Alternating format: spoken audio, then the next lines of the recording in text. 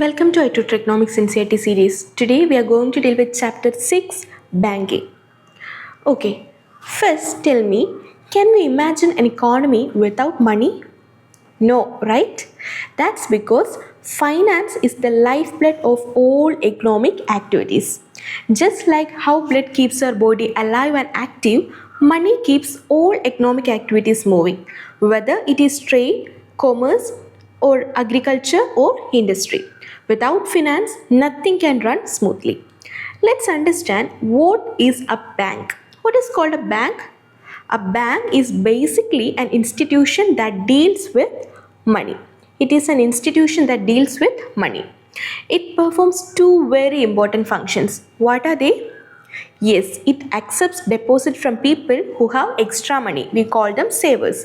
And also, it gives loans to people who needs money for business, farming, education or any other purposes. We call them borrowers. So what are the two functions of a bank? It accepts deposit from people and also it gives loans to people. So in simple words, banks act as a bridge between savers and borrowers. They collect money from those who have it and lend it to those who need it. Because of this, we say that the banking sector is the backbone of modern economy. If banks don't function properly, the whole financial system becomes weak. That's why banks are highly regulated in almost all countries, including India, to make sure public money is safe and the financial system stays stable. Okay. Now that we know what banks do, let's see how the banking system actually began and developed around the world. That is historical development of bank. The oldest central bank in the world is Riksbank of Sweden. Which is the oldest central bank of world? It is Riksbank of Sweden. It originally started as a private bank in 1656, but later it became the central bank. And in 1897, it was given the sole right to issue currency notes. That means only Riksbank could print and issue money in Sweden. But when we talk about the real development of modern banking principles, the credit mostly goes to the Bank of England. It was established in 1694. You can remember it as the 17th century Bank of England. Okay, so it was established in 1694. And it was the first bank of issue, meaning it was the first bank to issue standardized banknotes. The Bank of England laid down the basic principles of banking, like maintaining reserves, issuing notes, and controlling the supply of money, which later became the model for many countries. Now, after the First World War, when was First World War? Yes, 1914 to 1918. So, after the First World War, countries realized the importance of having central banks to manage their monetary systems. So, between 1921 and 1954, many nations started their own central banks, following a resolution passed by the International Finance Conference held at Brussels in 1920. So here are some examples you should remember. What are those examples? South African Reserve Bank 1921, Central Bank of China, which was established in 1928, Reserve Bank of New Zealand in 1934, Reserve Bank of India, that is RBI of India 1935, Central Bank of Ceylon 1950, and the Bank of Israel 1954. Okay. So you can see how banking slowly evolved from private banks to central banks to a full modern financial system. These institutions play a crucial role in maintaining monetary stability, issuing currency, and guiding economic growth. Hope you understand. Now we are moving to a new topic, that is commercial banks. Now let's understand what we mean by commercial banks, one of the most important pillars of the banking system. So a commercial bank is basically the type of bank that deals with money for business purposes. In simple words, we can say that it is the bank that accepts deposit from the public and give loans, mainly to companies, traders and business firms. So when you think of commercial banks, think of those banks that help businesses run smoothly by giving them short-term loans, then overdrafts and credit facilities. Now, here's the key point. Commercial banks do not provide long-term loans like 10 or 20 years. Why? Because they have to maintain liquidity. That means they should always keep enough cash ready to repay people who come to withdraw their deposit. So, their loans are usually for short or medium term and not long-term industrial loans. For example, when a company needs money to buy raw materials or pay salaries, it goes to commercial banks. So when you deposit your salary in a saving account, that's also a commercial bank helping you save and use that money safely. So in short, commercial bank is they deal with short-term lending and deposits. Always remember that commercial banks deal with short-term lending and deposits.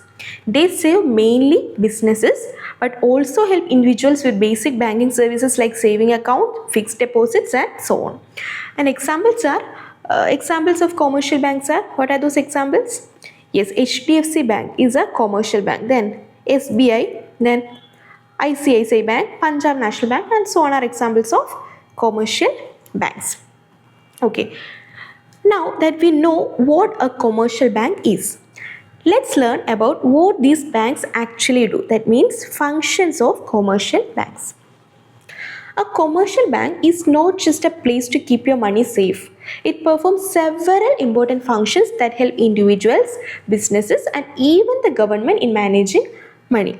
These functions are broadly divided into two main categories. What are they?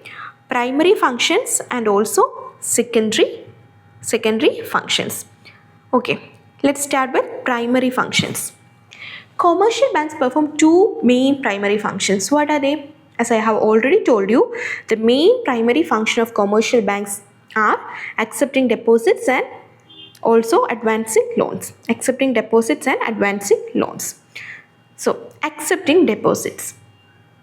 Commercial banks mainly depend on public deposits for their operations. People deposit their savings in banks for safety and to earn interest. There are two major types of deposits. Do you know what are they? Demand deposits and also time deposits. What is meant by a demand deposit? These are deposits that can be withdrawn at any time without giving prior notice to the bank.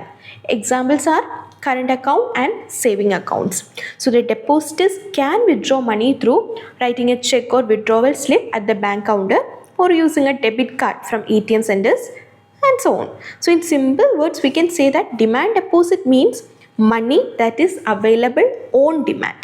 Money that is available on demand. Okay. Now, what about time deposits? These are deposits made for a fixed or committed period of time.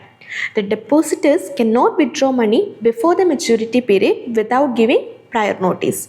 Banks pay a high interest rate on these deposits because the money remains with them for a long duration.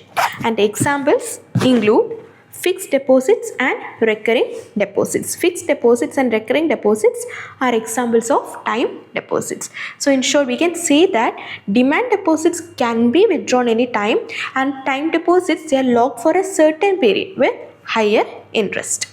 Okay, so this is the first function of commercial bank. What is that? First primary function, what is that? Accepting deposits. And also we know that giving loans is also a primary function of a commercial bank. So the second major function of a commercial bank is to provide loans and advances to individuals, businesses and industries. This is how banks earn their main income. By charging interest on the money they lend, banks get money. Okay. And banks provide credit in several forms. What are those forms? Yes, overdraft. That means facility given to current account holders and allowing them to withdraw more money than what is available in their account up to a limit. That is called overdraft. Then cash credit. What is meant by cash credit? Cash credit means loan facilities where the bank allows a borrower to withdraw funds up to a certain limit against security like stock or goods. Then discounting bill of exchange, that means the bank buys a bill of exchange, that is a promise to pay in future before its due date at a discount and collects full payment from the debtors later. So in simple words, we can say that banks first collect money from the public as deposits and then lend that money to others as loans to earn profit. And that is the foundation of how commercial banks works. So this is the primary function of a commercial bank. Now, secondary functions of commercial banks. Apart from the primary functions of accepting deposits and advancing loans, commercial banks also perform several secondary functions that make banking more useful and convenient for the public. These secondary functions can be grouped under three main heads. What are they? Agency functions, then general utility functions, and also other functions. Okay, and then transferring funds and also other functions. So let's look at it one by one. Agency functions. Let's understand the word agent. Agent. An agent is someone who acts on behalf of another person. Similarly, a commercial bank acts as an agent for its customers by performing certain services on their behalf. So here are some important agency functions. First function is collecting checks. Okay, so banks collect checks, bills of exchange and drafts on behalf of their customers, and this is done through clearing house facility provided by the central bank, that is RBI in India. For example, if you receive a check from someone, you simply deposit it in your account. Your bank takes care of the rest and credits the amount once cleared. Then collecting income. Banks also collect income such as dividends, pensions, salaries, rents and interest on investment for their customers. Whenever such income is received, the bank sends a credit voucher to inform the customer that the money has been credited to their account. For example, suppose you invest in shares. Your bank can collect the dividend automatically and credit it in your account. Then next agency function is paying expenses. So commercial banks also make various payments on behalf of their customers.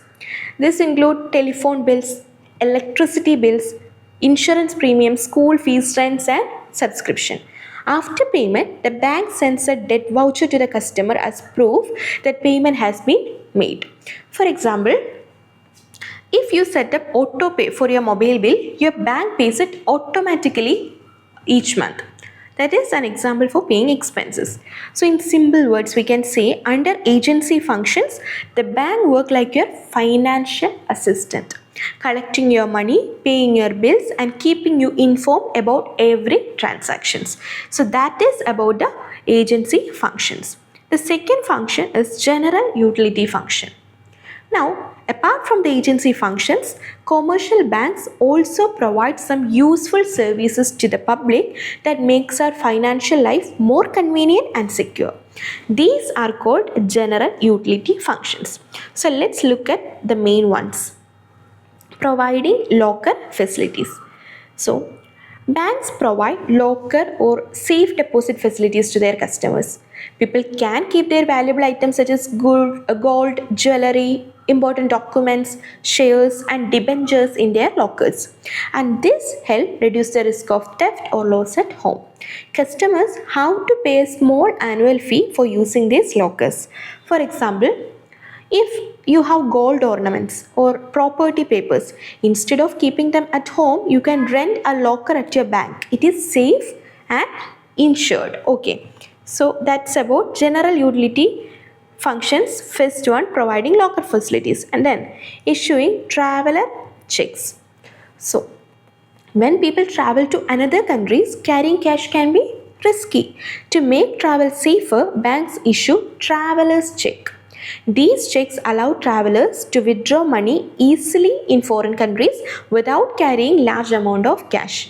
It is secure and convenient way to carry money while traveling abroad. For example, if you go to London, instead of taking rupees 1 lakh in cash, you can take traveler's check issued by your bank and encash them safely there. Okay, then next one, dealing in foreign exchange. Commercial banks also help in buying and selling foreign currencies for customers. This is very useful for businessmen involved in exports and imports, as well as for students or tourists going abroad. However, to perform these activities, banks must get authorization from the central bank, that is RBI in India, under the Foreign Exchange Management Act, that is FEMA. Okay, for example, if a company in India import goods from the US, the bank helps convert Indian rupees into US dollars and make them the payment safely. In short, under general utility functions, banks act like a service provider, keeping your valuables safe, helping you travel securely, and supporting international trade. Now, transferring funds. Okay, imagine your father lives in Delhi and wants to send money to your sister. Okay, imagine that your father lives in Kerala and wants to send money to a sister studying in Delhi. Instead of carrying cash or sending it through someone, what does he do? He simply transfers the fund through the bank. That is what fund transfer means. Moving money from one bank to another or even within different branches of the same bank. So banks do this through bank draft, that is demand draft, then telegraphic transfers and electronic transfers. Bank drafts means a secure way of sending money between places. Telegraphic transfers, TT, it is altered method of quick money transfer. Then electronic transfer, modern, instant and digital methods that are used widely today. So transferring funds is one of the most important services that makes banking convenient, safe and fast. Okay, now letter of credit. Now this is very interesting one, especially for traders and businessmen. When a customer or a business person wants to buy goods or credit, the sellers might worry, what if the buyer doesn't pay? To solve this, the bank issue a letter of credit, which is basically a written guarantee from the bank saying, don't worry, if my customer fails to pay, I will pay on their behalf. So this builds trust in trade, especially in international businesses, and makes business transactions smoother and safer. Then a letter of credit, we have underwriting securities and electronic banking. Banks also perform a function called underwriting securities. Let's say a company wants to sell new shares to the public, but they are afraid that people might not buy them all. In such cases, the bank steps in and promises, if the public doesn't buy all your shares, we will buy the remaining ones. So this assurance is called underwriting. Because people have faith in credibility of banks, they trust their securities more, and that helps companies raise funds easily. Then what about electronic banking? And finally, one of the most modern and essential services are e-banking or electronic banking. Now you don't have to stand in a long queue or wait for the bank to open. With internet banking, debit cards and credit cards, you can transfer money instantly, pay bills online, check your account balance, shop or make payments anytime, anywhere, etc. So in short, e-banking has made banking 24/7. That means fast, paperless and global. So that's about electronic banking. Now let's look at some other functions of commercial banks. Apart from their primary functions like accepting deposits and giving loans, and secondary functions like agency and utility services, then other services like transferring funds and letters of credit, commercial banks also perform a few other important services that make our financial system more efficient and modern. So let's go through them one by one. First one, money supply. One of the most important functions of commercial bank is to help increase the money supply in an economy. How do they do this? Okay, let's see.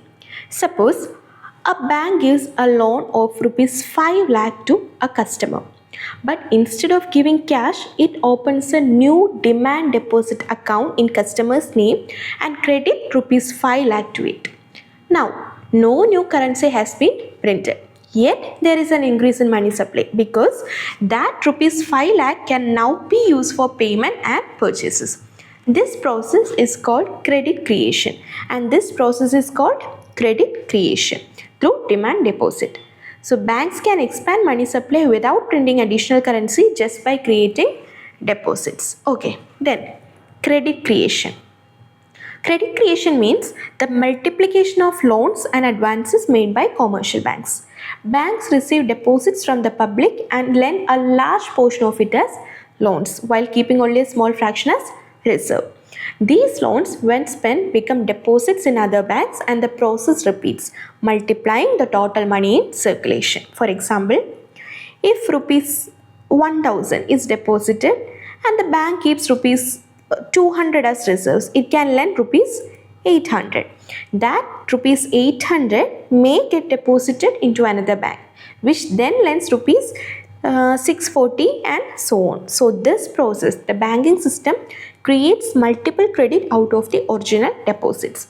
In short, credit creation by banks is always equal to money multiplication in an economy. Hope it is clear for you. Okay. Then next function is collection of statistics. Banks also collect and publish important data about trade, commerce and industry. These statistics are useful to businessmen for making business decisions. Then they are useful for customers, for investment advice, and government for economic planning and policy making. For example, banks may publish reports on industrial growth, agriculture trends, or credit patterns which help in economic analysis. So these are the main functions of a commercial bank. Hope it is clear for you. Now let's look at the mechanism or technique of credit creation by commercial banks. Alright, now we are going to learn how banks actually create money. Not by printing notes, but by creating credit through lending. Let's break this down. So what is called bank credit? When banks give loans and advances to people or businesses, it is called bank credit. It is called bank credit. But here's the interesting part. Banks don't give out physical cash every time. Instead, they create deposits in the borrower's account. These deposits act just like money. People can withdraw or make payment using them.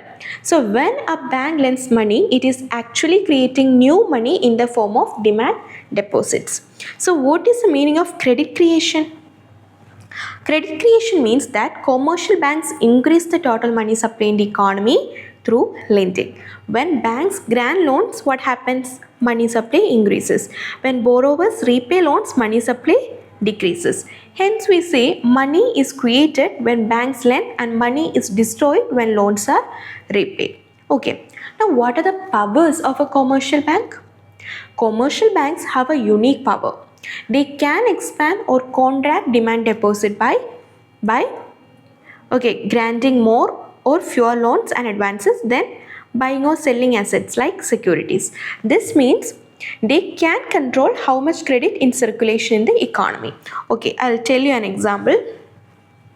Okay, imagine you deposit rupees 1000 in your bank. The bank keeps rupees 200 as reserve as per RBI rules and lends rupees 800 to another person. That rupees 800 is deposited in another bank and that bank keeps rupees 160 as reserve and lend rupees 640 and the cycle continues. Through this process, the banking system creates multiple deposits from one initial deposit, that is rupees 1000. That is how banks create credit. They expand money in the economy without printing new notes. Remember this, banks create money not by printing it but by lending that one. Okay. Now, primary or passive deposits and derived or active deposit. Alright, we just learned that banks can create deposits and now we will see two main types of deposits. What are they? Primary deposits and also derived deposits. Okay, let's look at it one by one. Primary deposit. When a customer deposits cash or a check in the bank creates a deposit in customer's name for the same amount. In simple words, we can say that the customer bring money to the bank and the bank records it as a deposit in his account. This type of deposit is called primary deposit because the bank has not created it, it just received it. For example, suppose you deposit rupees 10,000 in your saving account. The bank add rupees 10,000 to your account. That is primary deposit. So primary deposit increase the cash resources of the bank and form the base for further lending. Now what about derived or active deposits? When a bank grants a loan or advance to a customer and instead of giving cash creates a deposit in the borrower's account, it is called derived deposit. It is called derived deposit. Okay. In simple words, we can say that the bank gives a loan, but instead of handing over money, it adds that amount to the borrower's account as a credit balance. For example, if a bank gives a loan of rupees 50,000 to a business person and opens a current account in their name showing rupees 50,000 as balance, this is a derived deposit. These deposits are created by the bank itself through the process of lending and hence called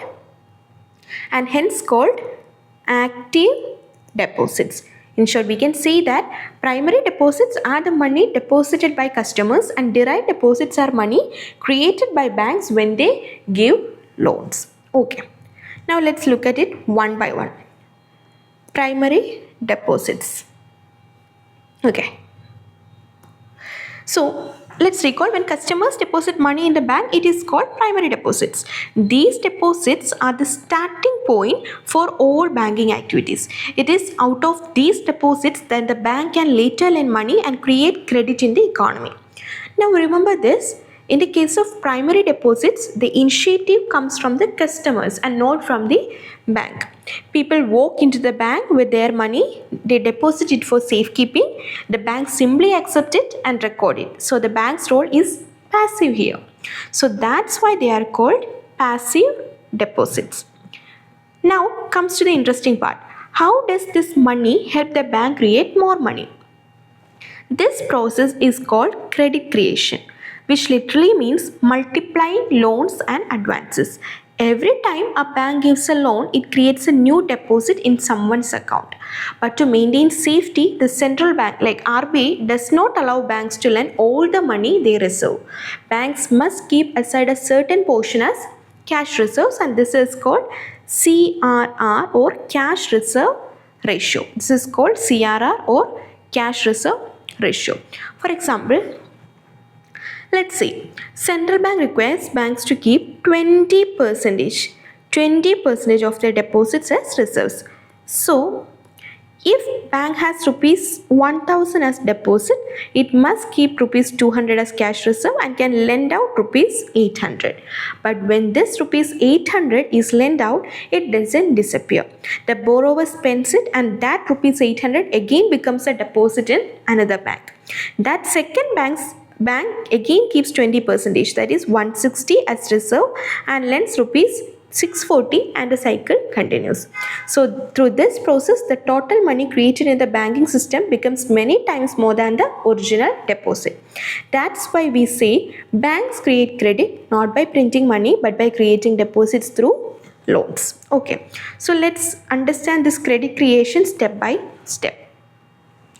We already learned that bank keeps only a small portion of deposits as cash reserves and lend out the rest. Now let's understand how this simple act multiplies the total money in the economy.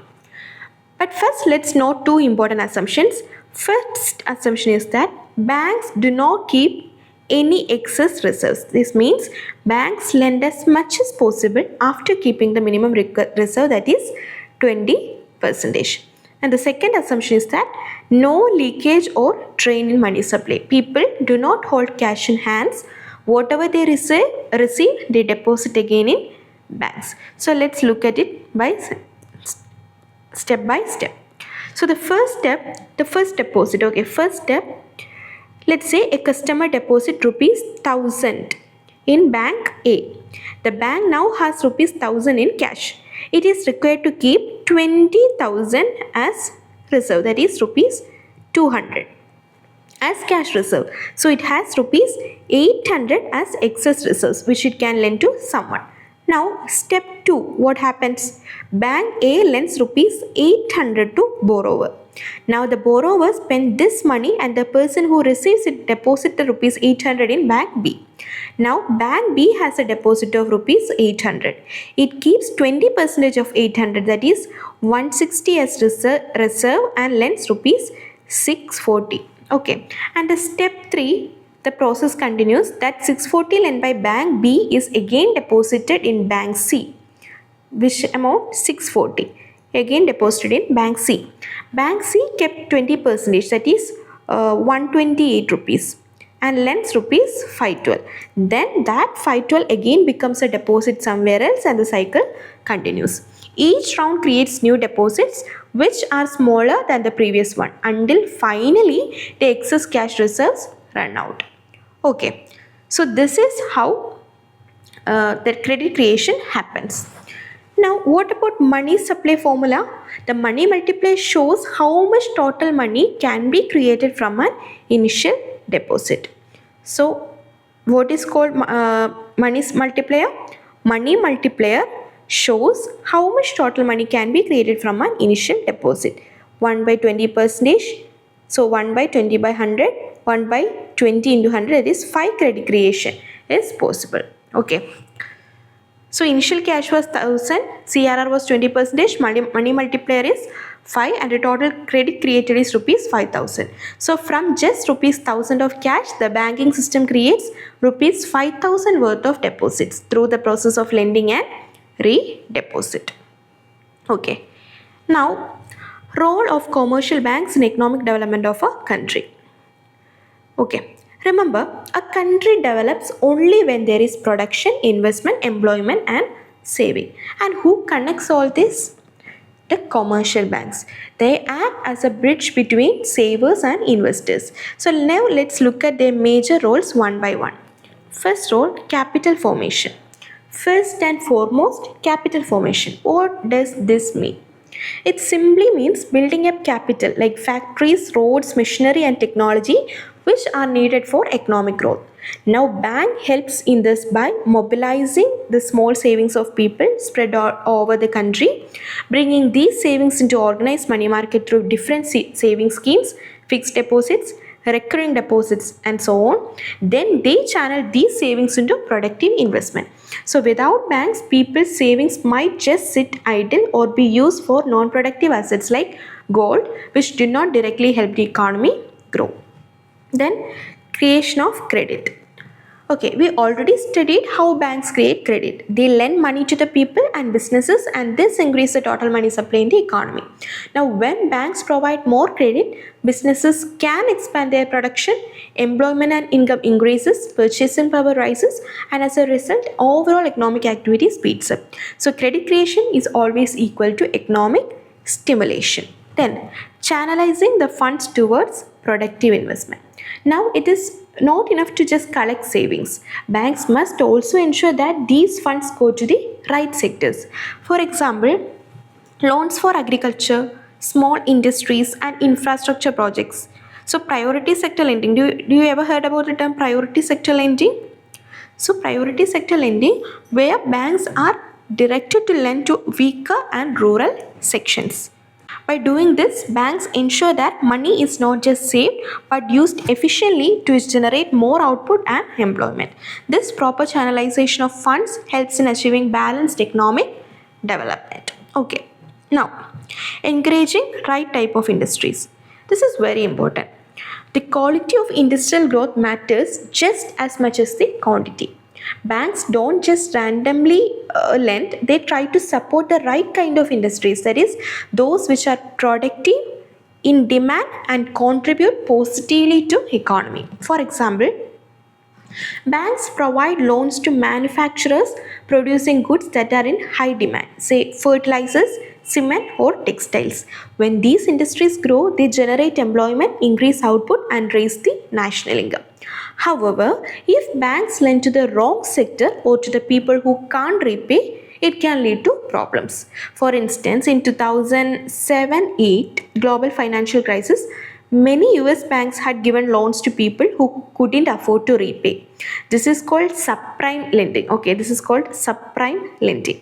That is why proper supervision and responsible lending are so crucial. Now, banks monetize debts. Now let's understand the term monetize debts. It sounds complicated, but it's actually simple. Let's say a businessman sells goods on credit, meaning he will get his money back after 3 months, but he need cash today to continue his production. So what does he do? He takes his bill of exchange to the bank discounts the bill, meaning it pays him the amount right away. This way the businessman gets immediate cash even though his customers will pay later. That's what we mean by bank monetizing debt. They turn future payment into present money. It helps industries to run smoothly without shortage of working capital. Okay, then finance to government. Now let's talk about the government, which also need funds for running welfare programs, building infrastructure and supporting industries. Commercial banks help the government in two ways. What are those ways? By providing short-term finance and also long-term finance. Short-term finance, how? By purchasing treasury bills, and by how long-term finance? By investing in government securities. For example, even the RBI gives large amount from its surplus to the government. In 2018-19, RBI transferred about 68,000 crores, which is almost 99% of surplus. So banks not only help private individuals but also the government in funding developmental projects. Now, employment generation. One of the biggest contribution is employment generation. After the nationalization of banks in India, the banking sector expanded rapidly. New branches opened even in rural and remote areas. Now think, every new branch means new staffs, new clerks, new offices, and indirect jobs in related sectors like transport, stationery and security. These commercial banks directly and indirectly create lakhs of employment opportunities and support inclusive development. And the final one, banks promote entrepreneurship. Okay, how now who is an entrepreneur? An entrepreneur is someone who starts a business, takes risk, bring new ideas and create job opportunities. But here's the thing, in developing countries like India, many people have great ideas, yet they don't have enough money, guidance or confidence to start. That's where banks step in. How banks help entrepreneurs? They provide financial support. Banks today provide financial help, sometimes even up to 100% of the project cost. If the project is technically feasible and economically viable, that means the idea makes sense and can earn more profit, they give 100%. This gives new entrepreneurs the courage to start the new ventures. Then banks also give counseling and guidance.